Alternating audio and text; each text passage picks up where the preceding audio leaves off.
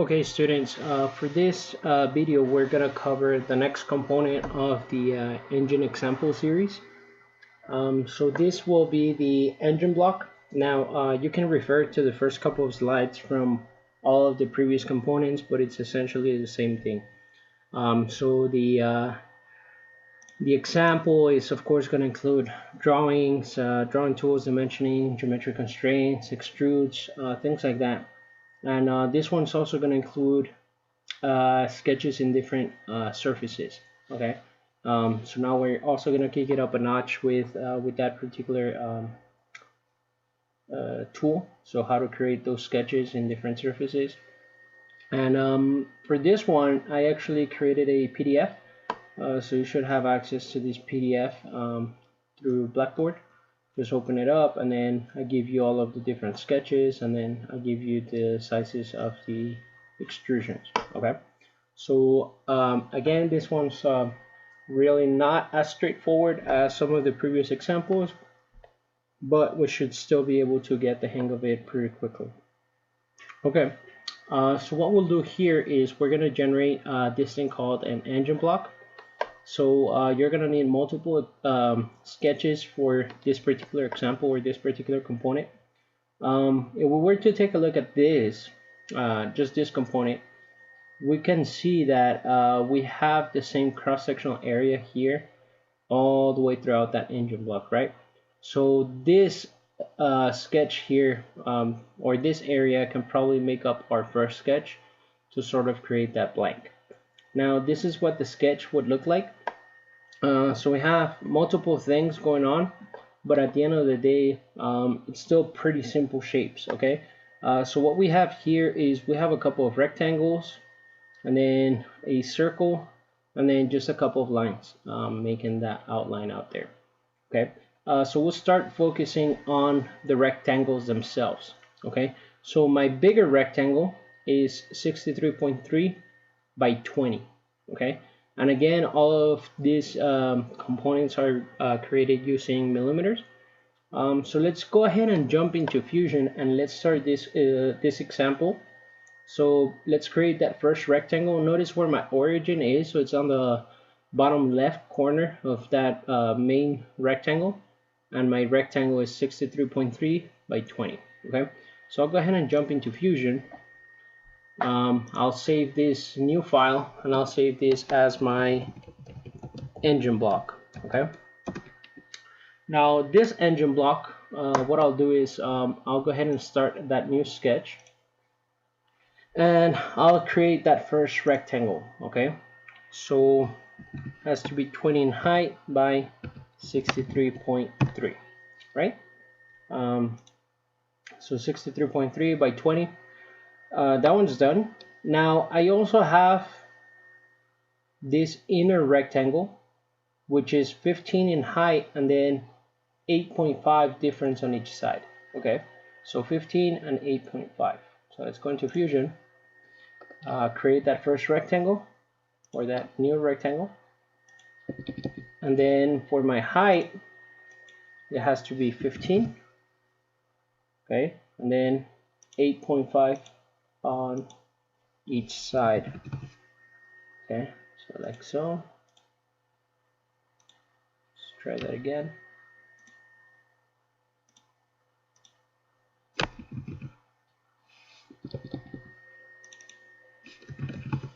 Okay, 8.5, 8.5, 20, 63.3, 15. Okay, now what I'm also going to do is I'm going to create a vertical construction line or reference line that's centered between those rectangles. Okay, so I'm going to type L on my keyboard for line, X for construction, and then if I zoom in enough and I get close to the center of that rectangle, notice how that little triangle appears. So what that triangle represents, it's trying to select the center of that line. So that's the midpoint constraint, right? So I'll select that triangle, and then I'll go straight up like so, and then I'll hit escape, and then I'll hit X again to exit construction mode, and then that way I just created that line that's sectioning both sides of my sketch. Okay, now if I were to jump into my PDF again, we'll see that I'm also missing a circle. Okay, so that circle is just touching that Y axis that I just created, and it's also touching the top section of my smaller rectangle. Okay, and then it's 20 millimeters.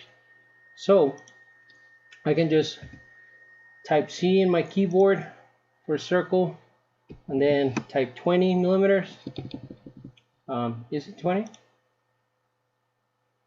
Yeah, it's 20. Okay. So there it is, 20, and then it's at that specific point right there where it intersects that horizontal and that Y. Okay, so everything's defined. I'm good. I'm done with the first section, which is that bottom part, and all that's left for me to do is just create these extra lines on the top to be able to generate that extra body. Okay, and then of course I have some dimensions. So I have a 75, 60 degrees, 60 degrees, and then the 50s. Okay, so I'll go into Fusion first. I'll create those lines. So something like that.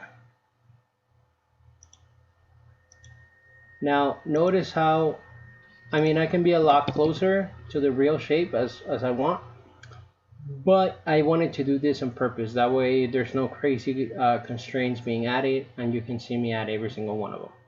So first things first, I need to have 90-degree angles on those corners and these corners. Okay, and then if I take a look at the PDF, I have some dimensions. So I have 50 and 50, and then I have 75 off of the origin. Okay, so 75 and 50. Okay, so I'll type D for dimension, make that 50, and then make this 50. Okay, and then I'll have a 75 from that point to my origin, or the center of my circle. That's 75. And then I can do the same for the other side, but I can also do equals, right? So this has to be equal to this. All right. And then finally, the only thing I'm missing is that angle. So it has to be 60 degrees, right? So 60 degrees, dimension, the angle from this line to this line has to be 60, like so. But there's something weird still going on, right? I'm not sure what it is. As you can see, this thing's still shifting. So as you can see on my PDF, I also have this 60 degrees on the top, but notice how that 60 is in parentheses. That means that that's a driven dimension, not a drive. Okay, so it's only gonna read whatever it is, and if I try to add it as well, you'll see that it is already 60, and it's telling me, hey, adding this dimension will over constrain the sketch. Choose OK to create a driven dimension. So I'm gonna hit OK. So all this is doing is it's just gonna read whatever that dimension is. It's not gonna set it. Okay, so if I were to change this from 60 to 70, then this other one would also switch, right? So again, that's just a driven, not a drive. So the only thing that we're missing here is how to fix this constraint or this lines. As you can see, if I shift, then this side gets smaller, this side gets bigger as I shift to the right. If I shift to the left, now be careful with something like this. Sometimes your sketch might explode, kind of like that. Just do Ctrl Z and then you should be good. Okay. Now if I go to the left, then the left gets bigger, the right gets smaller. Now if I want it to be perfectly centered, there's a couple of ways I can do that. I can either make these two equal to each other, so equal this line to this line, and that would fix it. Or also notice where this point would have to go. So I can just make this corner coincide with this vertical line, and that should also fix that issue, like so. Okay, So again, might be complicated or it might look complicated, but it really isn't. All you have to do is just pay close attention to what's happening in your sketch, and you should be able to figure out what's going on, okay? So in this case, we're done with this first sketch. I'm going to finish it up, and then I'm going to go into my PDF to take a look at how much the extrusion is. So as you can see, sketch 1 from view, 197.5, okay? 197.5. So I'm going to hit extrude, select the entire area like so. Make sure you're not selecting any part of the circle on the inside. And then my distance is 197.5, okay? And as you can see, we now created the blank for my engine block, okay? So I'll jump into my PDF, and then let's take a look at the next sketch, okay? So this next sketch, we have in a new surface, we have 4 circles, okay? Each of the circles has 40 millimeters in diameter, and then there's some extra dimensions defining it. Also notice that there's a construction line going across, so that construction line will actually help us position all of those circles. Now, one other thing, notice the difference between this sketch and this sketch, okay? Again, this sketch here was created using a software called NX, while this is of course Fusion, okay? And again, I wanted to put those 2 different images there just to show you that CAD is CAD, okay? So as long as you understand how to do it and you have the fundamentals, you should be able to CAD with any software. Of course, there's some irrelevant differences between the two, sort of like the shortcuts and where everything's positioned within the software, but you can still CAD and you can still do a pretty good job at it, okay? Now, again, 4 circles, 40 millimeters in diameter, and then we'll come back to take a look at the dimensions, okay? So I'll go into Fusion, I'll hit create sketch, and this time I'm going to select this new slant surface that I just created, okay? And what I'll do first before I even create the circles is I'll create a line, and then L for my on my keyboard for line, X for construction. And what I'll do is I'll get close to the center of that new surface, and you'll see that that triangle opens up again, letting me know that it's the center. And I'll just created that horizontal line that's going to section that new surface right at half, okay? And now what I'll do is I'll create, okay, if you can see when I create that new circle, I have dotted lines. That's because my construction is still selected, okay? So I'm going to escape before I create that first circle, and then type X or hit this icon to deselect construction, and then try it again. So circle, okay, there it is, there it is, there it is, and there it is, okay? Now I can also make all of my circles equal to each other, so that way I just add 1 dimension and they all get modified. And then when I add the first dimension, the other 3 also follow, okay? So now all of my circles are 40 millimeters in diameter.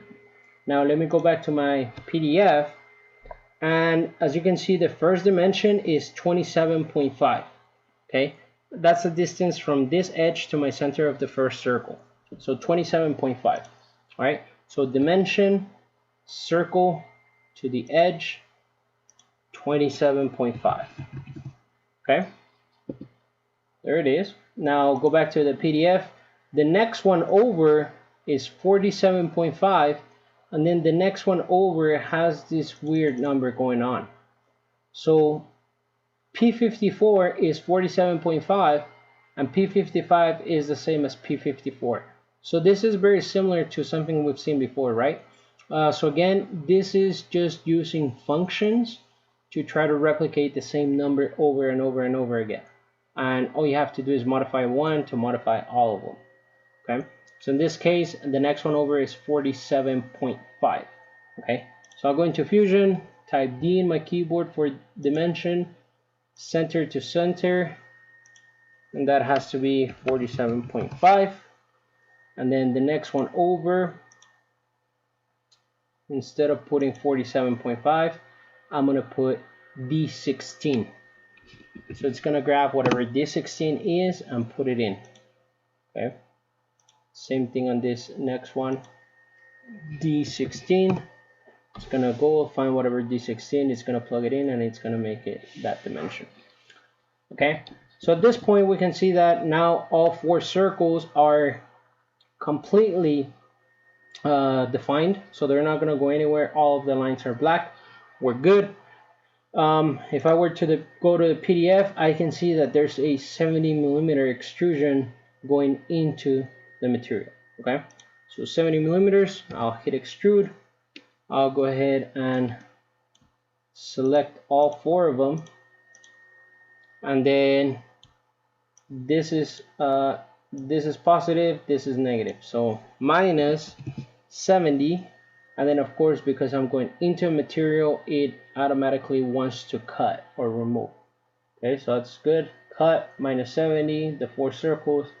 I'll hit OK, and let's move forward. Okay, so this is the first part done. I'll just have to repeat the process on the other surface. Okay, so let me do that real quick. Now, I'm not going to explain too much on this one because you've already seen it on the previous one. So I'm just going to do this pretty fast, okay? So 40, and then the next one's over. Make them equal to each other.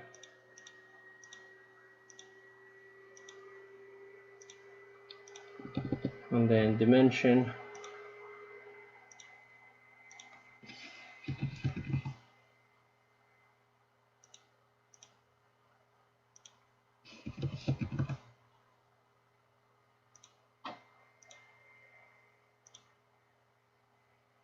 D23. And final D23.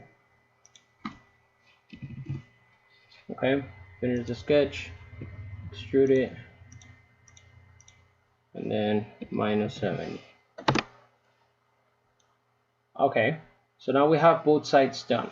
Okay, now let's go back to the PDF real quick and take a look at the last sketch. Right, so this part is done. Now for my final sketch. So here, this is from the bottom view of the engine block, and what's going on here is we have 4 rectangles. Okay, now those rectangles, what they're going to do is they're going to remove some excess material that should help me with tolerancing once we start assembling these components together. Okay, so one thing to be careful with is the surface where you're going to create this sketch is the surface that's the lowest point. So there's like a little tab right here and then another one on this side. Make sure you select one of those 2 surfaces to make this sketch.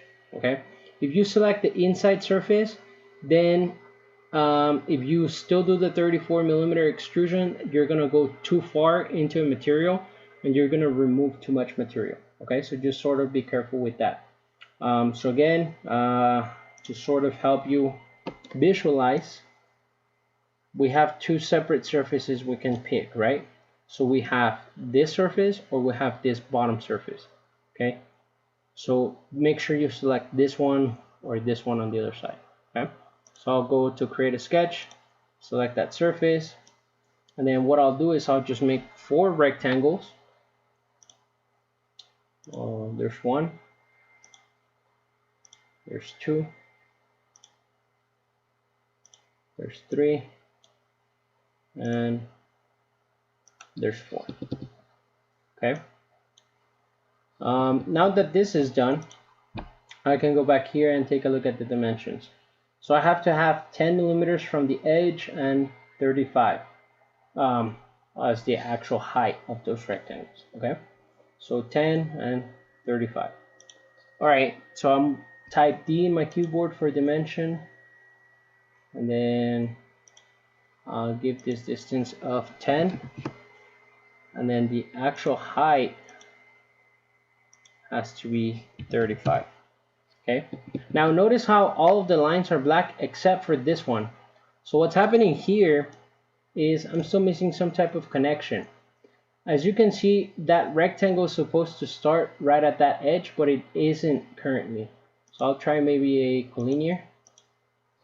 So that collinear constraint takes care of that. Okay, and then what I can do for the rest of them, I can just keep on using that same collinear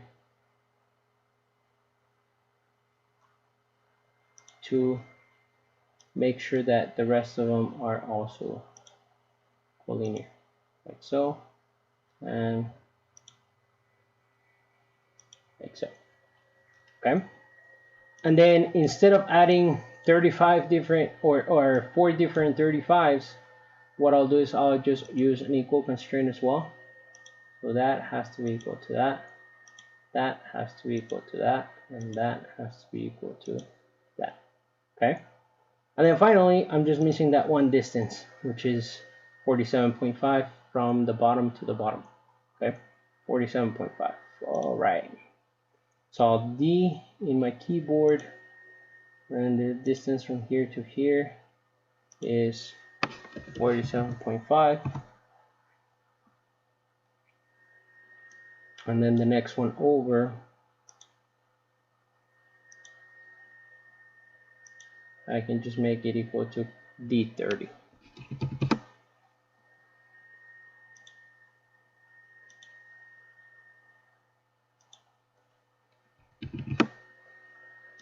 And that's it. That's all 4 of them.